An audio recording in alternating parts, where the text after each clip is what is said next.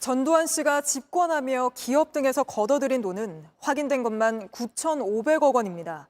그 시절 9,500억 원이니 어마어마한 돈인데 전 씨는 돈이 없다며 추징금 922억 원을 끝내내지 않았고 유족들은 물려받은 돈이 없으니 추징금을 대신 낼 필요가 없다고 주장하고 있습니다.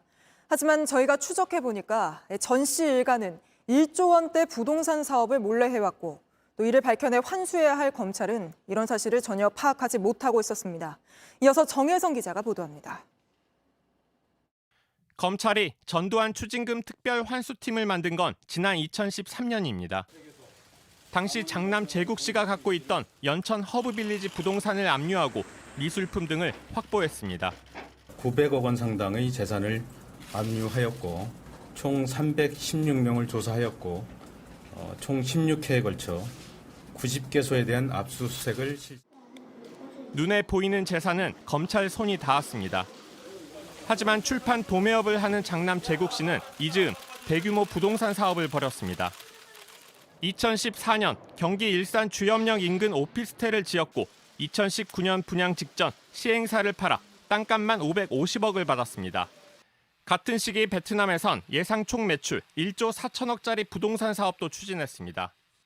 서점만 해가지고 지금 빚을 갚기가 너무 힘드니까 이러저러한 사업을 모색을 했죠.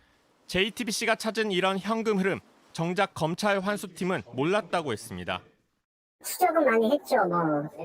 했는데 이제 꽉 잡히는 게 없어서. 해외 부동산 사업이라든지 아니면 국내 부동산 사업 같은 거는 부동산 사업은 무슨 말인지 모르겠네. 수사팀을 지휘한 부장검사는 조력자가 많았다는 건 알았지만 해외 부동산 사업에 대해선 알지 못했다고 했습니다. 최소 몇백억은 되는 자산이 할아버지의 손주분들께 분명히 상속이 됐을 거라고 생각을 하고요. 검찰이 비자금을 찾지 못하는 사이 전두환 씨는 숨졌습니다.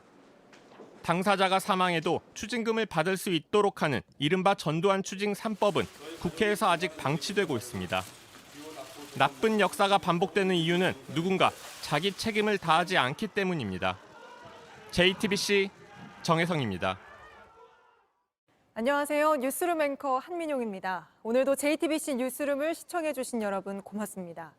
오늘 저녁에도 뉴스의 현장에서 찾아뵙겠습니다.